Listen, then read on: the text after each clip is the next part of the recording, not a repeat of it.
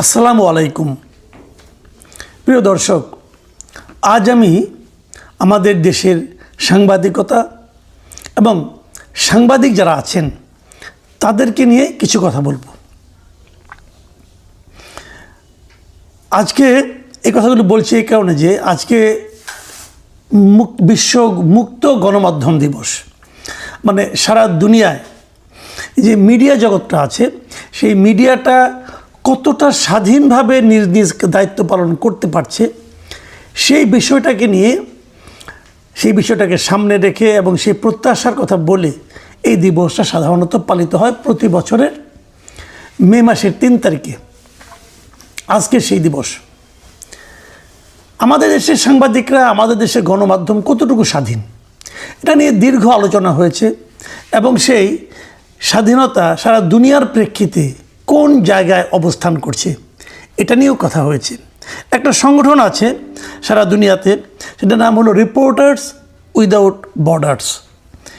এই প্রতিষ্ঠানটি সারা দুনিয়ায় সাংবাদিকদের তাদের স্বাধীনতা কতটুকু তারা পায় তার একটা সূচক প্রতি বছর প্রকাশ করে। এবছর 180টা দেশের মধ্যে আমাদের অবস্থান হয়েছে 152তম। বিষয়টা খেয়াল করুন, 180টা দেশের মধ্যে আমাদের অবস্থান হয়েছে 152তম। মানে আমরা কতটা পিছিয়ে আছি এই সাংবাদিকতার, মিডিয়ার, গণমাধ্যম কর্মীদের, গণমাধ্যমের স্বাধীনতার দিক দিয়ে।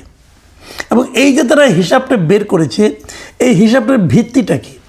ভিত্তিটা হচ্ছে 2025 সাল। মানে 2025 সালে আমাদের এই সাংবাদিকতা, দেশের সাংবাদিকতা, গণমাধ্যম, সংবাদকর্মী যারা আছেন, তারপরে সংবাদপত্রে যারা মালিক আছেন, এরা সব মিলিয়ে সামগ্রিকভাবে কতটুকু স্বাধীনভাবে নিজ নিজ মত প্রকাশ করতে পেরেছে তারই জন্য একটা হিসাব, তার উপর নির্ভর করে কিন্তু এই তালিকাটা তৈরি করা হয়েছে। এবং সেই তালিকায় আমরা 152তম অবস্থানে আছি 180টা দেশের মধ্যে। সন্দেহ নাই, এটা খুবই মর্মান্তিক একটা অবস্থান আমাদের। কিন্তু ইন্টারেস্টিং বিষয় হলো যে আমরা কিন্তু গত বছর, মানে তার আগের যে বছরটা ছিল, মানে 2024, সারা 2024 সালটা, সেই সময় আমাদের অবস্থান ছিল 149তম। মানে আমরা এক বছরে 3 ধাপ পিছিয়েছি। এবং এই রিপোর্টার্স উইদাউট বর্ডার এরা গত 25 বছর ধরে এ ধরনের সূচক প্রকাশ করে আসছে। এই 25 বছরের মধ্যে আমাদের এবারের অবস্থান হলো সর্বনিম্ন। মানে এত খারাপ আর আমরা কখনো ছিলাম না। কোন সময়টা? 2025 সালটা। 2025 সালে কারা ছিল রাষ্ট্র ক্ষমতায়? ডক্টর ইউনূস এবং তার অন্তর্বর্তীকালীন সরকার। এবং তাদের আমলে আমাদের অবস্থা এতটা খারাপ ছিল। অথচ দেখেন, আপনারা নিশ্চয়ই মনে আছে আপনাদের, এই ডক্টর ইউনূস কিন্তু ক্ষমতায় এসে প্রথমে বলেছিল যে আপনারা প্রাণ খুলে আমাদের সমালোচনা করুন। যে সরকার প্রধান বলেন যে প্রাণ খুলে আমাদের সমালোচনা করুন, সেই সরকারের আমলে গণমাধ্যমের এই ভয়াবহ অবস্থা কেন হলো? তাহলে সমস্যাটা কোথায় ছিল? সমস্যাটা মূলত ছিল মবের কারণে। সাংবাদিকদের, গণমাধ্যম প্রতিষ্ঠান এগুলো মবের ভয়ে সারাক্ষণ তটস্থ থাকতো। ধরেন আমি নিজেও জানি, কয়েকটা টেলিভিশনের খবর রাখি যে একটা টেলিভিশনের একজন সাংবাদিককে বলা হলো তাকে সরিয়ে দিতে হবে। কে বলল? নিউ ইয়র্ক থেকে একজন লোক ফোন করে বলল। এই লোকটা হলো মব সৃষ্টিকারীদের মধ্যে অন্যতম সেরা একজন লোক। যে 2জন লোক বিদেশ থেকে মব সৃষ্টি করেছে এই পুরো সময়টা, তাদের মধ্যে উনি একজন। তো আরেকজন হলো প্যারিসে বসে করছেন কাজগুলো। তো উনি বললেন, সঙ্গে সঙ্গে সে টেলিভিশন মালিক কাঁপতে কাঁপতে ওই সাংবাদিককে বাদ দিয়ে দিল। কারণ তাকে ভয় দেখানো হয়েছিল, যদি তাকে আপনি বাদ না দেন তাহলে আমি কিন্তু আপনার টেলিভিশনের সামনে মব পাঠাবো, তৌহিদি জনতাদেরকে পাঠাবো, তারা আপনার টিভি বন্ধ করে দেবে। ভদ্রলোক ভয়ে তাড়াতাড়ি সাংবাদিককে বাদ দিয়ে দিল। এরকম ঘটনা আরও কয়েকটা টেলিভিশনে কিন্তু ঘটেছে। বলেছে অমুককে বাদ দাও, নাহলে তোমাদের এখানে মব হবে, হামলা হবে, হ্যান হবে, ত্যান হবে। তারা তাড়াতাড়ি বাদ দিয়ে দিয়েছি। এই মবটা পুরো সময়টা ইউনূস সরকারের পুরোটা সময় ধরে চলতে পেরেছে এই কারণে যে ওই সরকার নিজে এই মবকারীদেরকে এক ধরনের প্রশ্রয় দিয়েছেন। এখন একটা ইন্টারেস্টিং বিষয় হলো যে যত সরকারের আমলে এই তালিকা প্রকাশিত হয়, তালিকার মান খারাপ হয়, প্রত্যেকটা সরকার কিন্তু দাবি করেছে যে এই রিপোর্টার্স উইদাউট বর্ডার এরা টাকা খেয়ে এই কাজটা করেছে, এরা সম্পূর্ণভাবে পক্ষপাত দুষ্ট হয়ে এই কাজ করেছে, বিরোধী দলের কাছ থেকে টাকা খেয়েছে, খেয়ে তারা এই কাজটা করেছে।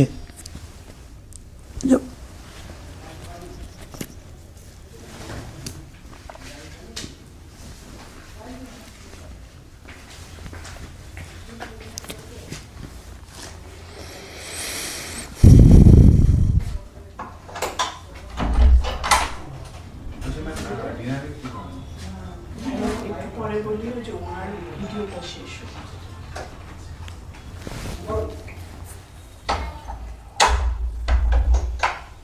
কি বলছে? ডিনারে কি খাবেন? একটু পরে বললে ওনার ভিডিওটা শেষ হোক।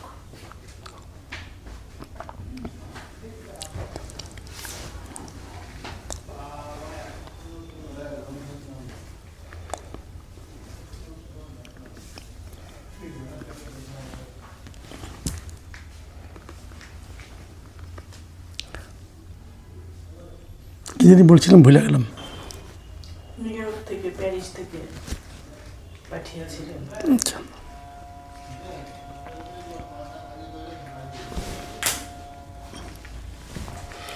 এই মবটা কিন্তু অন্যভাবে হয়েছে। অন্যভাবে কীভাবে? যে আপনারা জানেন যে এই 2024-এর এই অগাস্ট আন্দোলনের পর, জুলাই অগাস্ট আন্দোলনের পর বেশ কয়েকজন সাংবাদিককে কিন্তু ধরা হয়েছে এবং তাদের বিরুদ্ধে মামলা দেওয়া হয়েছে। যেমন 71 টিভির শাকিল আহমেদ, তার স্ত্রী ফারজানা রূপা, এদেরকে ধরা হয়েছে, এরা বিদেশ যাচ্ছিল, ধরা হয়েছে। এবং তাদের বিরুদ্ধে মামলাটা কি, তারা নাকি উত্তরার কোন মিছিলে কে নিহত হয়েছিলেন সেই হত্যা মামলার ওনারা আসামি। এবং এই যে মামলাটা হলো, আসলে কি তারা ওই উত্তরায় যে মিছিল থেকে যে যিনি নিহত হয়েছেন পুলিশের গুলিতে, সেই নিহতের ঘটনায় কি এরা ষড়যন্ত্রকারী অথবা এরা কি গুলি করেছে? এই প্রশ্নটা কিন্তু আসে। এবং এই প্রশ্নটা আপনি কীভাবে প্রমাণ পাবেন? তদন্ত হলে প্রমাণ পাবেন। তদন্ত কি শুরু হয়েছে? সেই তদন্তও শুরু হয়নি এখন পর্যন্ত। তাহলে তারা কোথায়? তারা এখনও জেলে। তো তাদেরকে আপনি জামিন দেন, তারা সেই অপরাধ করেছে কি করেনি সেটা প্রমাণ সাপেক্ষে তদন্ত হবে। সেই তদন্ত আবার আদালতে গেলে টিকবে কি না টিকবে সেটা আরও পরের কথা। কিন্তু এই যে একটা ফ্যামিলির স্বামী স্ত্রী দুজনকে আপনি আটকে রাখলেন, তাদের তো সংসার আছে, তাদের তো পরিবার আছে, তাদের সন্তান আছে, তারা কিভাবে আছে কেউ জানে? কেউ খবর নিয়েছে? রাষ্ট্রের কি কোনো দায়িত্ব নেই? হ্যাঁ, তারা কী করে? এরকম আরও ঘটনা ঘটেছে কিন্তু। ধুবাওড়া সীমান্ত দিয়ে বাইরে যাওয়ার সময় শ্যামল দত্তকে ধরা হয়েছে। শ্যামল দত্ত ভোরের কাগজের সম্পাদক ছিলেন। মুজাম্মেল বাবুকে ধরা হয়েছে, উনি 71 টিভির একজন প্রধান নির্বাহী ছিলেন। এদেরকে ধরা হয়েছে, তাদের বিরুদ্ধে কী মামলা? একটা হত্যা মামলা। যে হত্যা মামলায় হয়তো শেখ হাসিনা আসামি, আসাদুজ্জামান খান কামাল তৎকালীন স্বরাষ্ট্রমন্ত্রী উনি আসামি, সেখানেও তো আরও 150-200 আসামি আছে, তাদের মধ্যে ওনাদের নামও আছে। কীভাবে সম্ভব এটা? এই এতগুলি লোক মিলে মিশে একসঙ্গে ষড়যন্ত্র করে একজন লোককে হত্যা করার জন্য প্রয়োজিত করেছে। তো বিষয়গুলো কীভাবে আপনি প্রমাণ করবেন? হয়তো প্রমাণ হবে অথবা হবে না, আমি জানি না বিচারের কাজ কী হবে। কিন্তু যদি তদন্তই না হয় তাহলে বিচার কবে হবে? সাজা কবে হবে? আমি স্বীকার করি এই যে 4 জনের নাম আমি বললাম, এই 4 জন লোক শেখ হাসিনা সরকারের মোটামুটি তারা খুব ঘোর সমর্থক ছিলেন। তারা নানাভাবে হাসিনা সরকারকে টিকিয়ে রাখতে সহায়তা করেছেন, আমার এতে কোনো সন্দেহ নাই। আমি নিজেও মনে করি তারা এই অন্যায়গুলো করেছেন। তো তাদের সেই অন্যায়ের বিচার করেন। একজন লোক করলো এই অন্যায় যে একটা সরকারকে সমর্থন করলো, আপনি সেই অন্যায়ের বিচার করেন। যদি সেটা অন্যায় হয়ে থাকে আপনি সেই অন্যায়ের বিচার করেন। কিন্তু যে অন্যায় তারা করেনি এবং করা সম্ভব না, সেই অন্যায়ের নামে তাদেরকে ধরে দিনের পর দিন কোনো কারণ ছাড়া জেলখানায় আটকে রাখবেন, এটা কোন ধরনের মানবিকতা? এরা এত পেশাজীবী লোক। দেখুন এই যে 4 জনের নাম বললাম, এরা সবাই কিন্তু পেশাজীবী লোক। এরা কিন্তু চাকরি করে খেতেন, সাংবাদিকতা করে খেতেন। সেই সাংবাদিকতা বিতর্কিত হতে পারে, সেই সাংবাদিকতা নিয়ে আপনাদের আমাদের সবারই আপত্তিও থাকতে পারে। যদি সেই সাংবাদিকতা তারা অপব্যবহার করে থাকে তার বিচার করুন, কোনো বিচারে আমার কোনো আপত্তি নাই। আমার আপত্তি হলো কোনো বিচার না করে একটা লোককে অহেতুক আটকে রাখা। একই ঘটনা কিন্তু আরও অনেকের হয়েছে, আরও অনেকের নামে কারো নামে মামলা আছে, কারো নামে মামলা নেই, হয়তো তাদের গ্রেফতার করা হয়নি, কিন্তু এই যে মামলা নাই অথবা মামলা আছে কিন্তু একটা করে ট্যাগ লাগিয়ে দেওয়া হয়েছে যে তার হাসিনা ফ্যাসিবাদের দোসর, এই ট্যাগ লাগিয়ে তারা ঘরের থেকে বের হতে পারছে না, ঘরে বসে আছে, চাকরি করতে পারছে না, কোথাও যেতে পারছে না। এমন সাংবাদিক কিন্তু বেশ কয়েকজন আছে। কিন্তু তাদের ব্যাপারে আপনাদের কী অভিমত? তারা কি চাকরি করবে না? তারা তো এটা করেই খায়, তারা তো এই একটা কাজই শিখেছে। তো তাদেরকে চাকরি থেকে সরিয়ে দিয়ে কোনো কিছু করতে না দিয়ে তাদের যে পরিবারকে যে একটা মানে আপনার একটা ভয়ঙ্কর একটা পরিস্থিতি দুর্ভোগের মধ্যে ফেলে দেওয়া, এটাই বা কেমন? আমি মানলাম এই কাজগুলো অন্তর্বর্তীকালীন সরকার করেছিল, তাদের মধ্যে একটা জেদ কাজ করেছিল, প্রতিহিংসা কাজ করেছিল, অথবা ওই সময়ে সাংবাদিক অন্য যে সমস্ত সাংবাদিক সুবিধা পেয়েছে সেই সুবিধা ভোগকারীরা হয়তো ঈর্ষাজনিত কারণে এদের বিরুদ্ধে এই ধরনের কাজ করেছে, এটাই মানলাম। কিন্তু যদি মানিও, তখনও প্রশ্ন থাকে যে সরকার তো চেঞ্জ হয়ে গিয়েছে, নতুন এই সরকার কেন এদের ব্যাপারে ব্যবস্থা নিল না? নতুন সরকার কি পারতো না এদের ব্যাপারে এই ধরনের হয়রানিমূলক কর্মকাণ্ডগুলি বন্ধ করতে? তারা কি পারতো না এদেরকে জামিন দিতে? মামলা করেন ভাই, কোনো সমস্যা নাই। ভাবুন শওকত মাহমুদের কথা। শওকত মাহমুদ খুব সিনিয়র একজন সাংবাদিক, জাতীয় প্রেস ক্লাবের সেক্রেটারি ছিলেন, সভাপতি ছিলেন, আমাদের খুবই শ্রদ্ধাভাজনক সাংবাদিক। তাকে আপনি এমন একটা মামলা ধরে নিয়ে গেলেন যে মামলা আগে পিছিয়ে সে নাই। ওই যে মুক্তিযোদ্ধাদের একটা অনুষ্ঠান হয়েছিল রিপোর্টার্স ইউনিটিতে, এখন সে সেই মামলায় আটক আছে, অথচ ওই ঘটনার সময় সেখানে যায়ও নাই। তো এগুলি কেন? এগুলি কিন্তু এই সরকারের ইমেজটাকে ভালো করে না। আগামী হয়তো কিছুদিনের মধ্যে এই সরকার মানে তাদের এই যে আজকে দেখলাম যে অনেকগুলি তারা মিটিং করতেছে, বিভিন্ন জনের সঙ্গে কথা বলতেছে, গণমাধ্যমের কীভাবে আরও বিকাশ ঘটানো যায় এগুলো নিয়ে কথা বলতেছে, সবই ভালো, সবই ইতিবাচক, আমি কোনোটাকেই খারাপভাবে দেখি না। কিন্তু প্রশ্ন হলো যে আবার কিন্তু এই 2026 সালের হিসাব একটা আসবে, সেই হিসাবে কিন্তু আবার রিপোর্টার্স উইদাউট বর্ডার আবার একটা তালিকা প্রকাশ করবে 2027-এর মে মাসে। যে সেখানে আমরা কি দেখব? যা দেখব তার দায়িত্ব কিন্তু এই সরকারকেই নিতে হবে।